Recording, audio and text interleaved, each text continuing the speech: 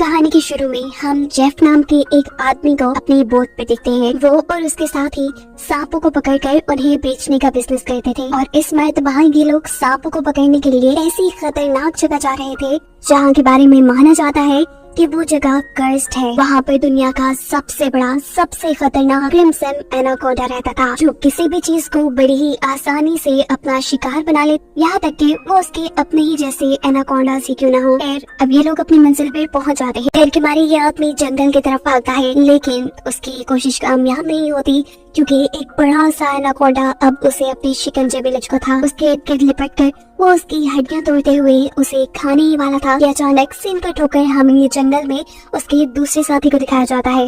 वो साथी एकदम से कुछ देखकर डर गया। असल में उसने उसी बड़े से एनाकोंडा की बॉडी को रेंगते हुए देख लिया था। जैसे ही वो एनाकोंडा एक दरख्त पे चढ़ा तो उसके पेट को देखकर साफ लग रहा था कि उसने किसी इंसान को निकला हुआ है। इससे पहले कि ये आदमी अपनी जान बचाकर भाग जाता, एकदम से उसके सामने उसके साथी की लाश लटक जाती है, जिसके ऊपर अजीब सा लिक्विड लगा था, जो कि सांप ने अब वापिस उसे अपने मुंह से उगल दिया था। उस पहले वाले आदमी को फेंककर ये सांप अब इस आदमी को अपने शिकंजे में जकड़ लेता है। दरख्त के साथ लगाए वो इसकी हड्डियों को भी जकड़ कर तोड़ देता है और फिर उसे भी खाने लग जाता है। दूर खड़ा जेफ चुपचाप ये सारा नजारा देख रहा था और खुश हो रहा था। बजाय अपने साथियों को बचाने के वो तो ऐसे खड़ा था जैसे ये सब उसकी मर्जी के मुताबिक हो रहा हो।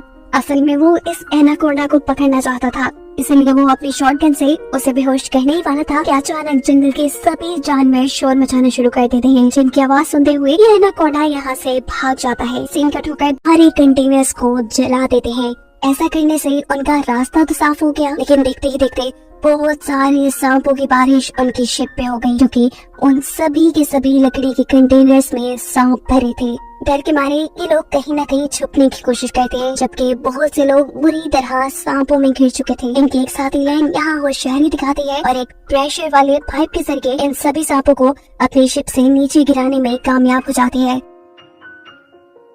लेकिन तभी अचानक बाथरूम की छत टूटने की वजह से बहुत सारे सांप बैरियर के ऊपर गिर जाते हैं, जो कि बाथरूम के अंदर छुपा था, जिनसे बचने के लिए वो नदी में कूद जाता है और तैरते हुए किनारे तक पहुंचता है। लेकिन उसकी बुरी किस्मत यहाँ पर भी एक किंग कोबरा उसे काटने के लिए उसके सामने था। इससे पहले कि वो उसे डस लेता, यहाँ कोई आदमी उसके ऊपर पाँव रखते हुए उसे कुचल देता है। ये इंसान जेफ था, जिसने एक नुकीली रॉड से हमला कर देता है। इस हमले ने एनाकोंडा को मारा तो नहीं था, लेकिन जख्मी करके उसे गुस्सा जरूर दिला दिया था, जिस गुस्से में एनाकोंडा जेफ की इस छोटी सी बोट को उठाकर नदी के किनारे ले जाता है और एक ही सेकंड बाद अपनी पूरी तेजी दिखाते हुए जेफ को इस बोट के साथ साथ अपने अंदर जकड़ लेता है। दूर खड़े बैरियर के सारे सर्कस के साथ ही ये नजारा दिख रहे थे। उन्हें लगा कि अब तो बस जेफ मर गया, लेकिन अगले ही पल जेफ तैरता हुआ उनके जहाज में आ चुका था, की शिप की छत पे है, जो अगले ही पल इन सब के सामने कैप्टन की बॉडी को अपने अंदर से उगल देता है।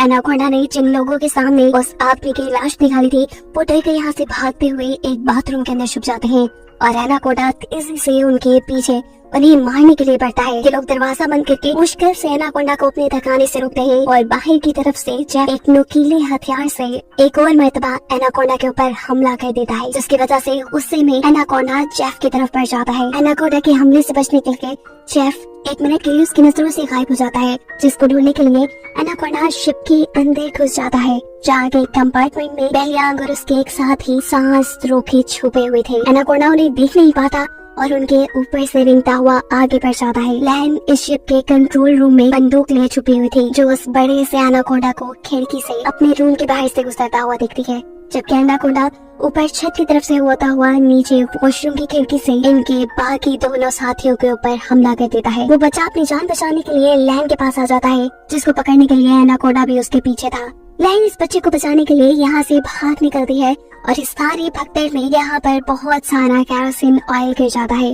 एनाकोंडा भी गुस्से में जब खिड़की से बाहर इनके ऊपर हमला करने ही वाला था, तब पीछे से दूसरा साथी एक घड़ा इस एनाकोंडा के मुंह में फंसा चुका था। इस मटके से अपना मुंह निकालने के लिए एनाकोंडा इस जहाज की छत पे बुरी तरह तड़प चुका था। एनाकोंडा ने मुश्किल से मटका तोड़ के अपना सर बाहर निकाला था कि यहाँ जेफ पीछे से एंट्री करते हुए उसके मुंह को एक रस्सी के फंदे में बांध चुका था।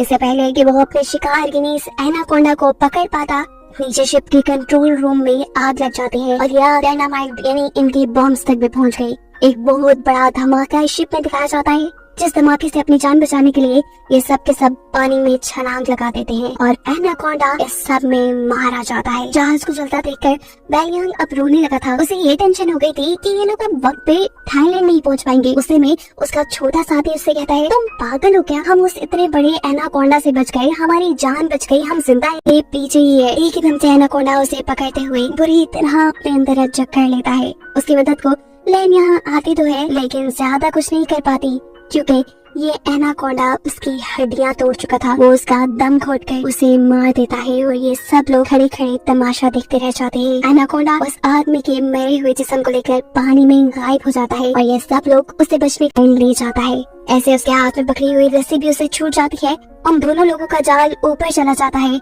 ऐसे एनाकोंडा और उनके दरमियान